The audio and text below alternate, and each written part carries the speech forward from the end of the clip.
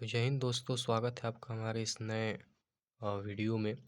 अभी आप लोग देख सकते हैं कि आरआरबी एनटीपीसी 5/3/2021 का सुबह में पूछा हुआ एक बहुत ही बेहतरीन सा प्रश्न है। तो इसको सॉल्व करने का जो तरीका है वो दो तरीका है। तो सबसे पहले मैं आपको इसका पहला तरीका समझा देता हूँ। पहला जो तरीका है वो है इसका कि इसको हम बाई फार्मूले के तरीके से कर सकते हैं। फार्मूला जो है वो हमारा ये फार्मूला है, इसको आप लोग ध्यान से देख लीजिए।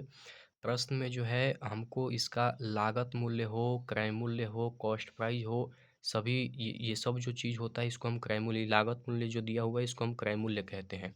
तो प्रश्न में जो है हमें क्रय मूल्य 28,000 रुपये दिया हुआ है। उसके बाद अगर ध्यान से देखें तो डिस्काउंट जो है हमें यहाँ 20% का दिया हुआ है और लॉस हमें दिया हुआ है 10% का। ठीक है।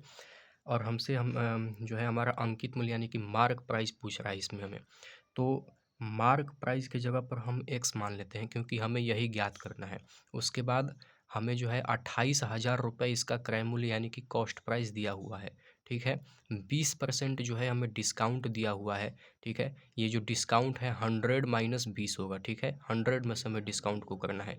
100 माइनस 20 करेंगे तो 80 हो जाएगा। और हमने 10% जो है लॉस दिया हुआ है। ठीक है। ये 10% जो लॉस होगा ये 100 में से 10% लॉस होगा। ठीक है।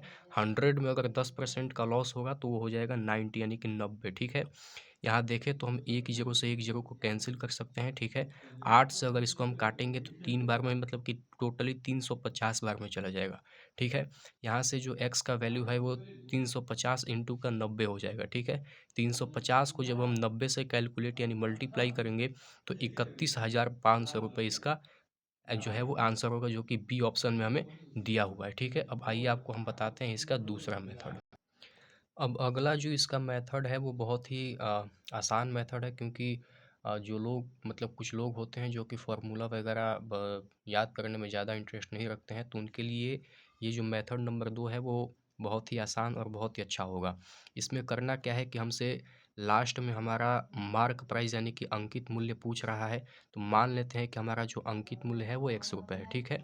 उसके बाद हमें शुरू में एक रेफ्रिजरेटर का जो लागत मूल्य यानी कि कॉस्ट प्राइस है वो 28,000 रुपये दिया हुआ है। दुकानदार उस पर 20% की छूट दे रहा है।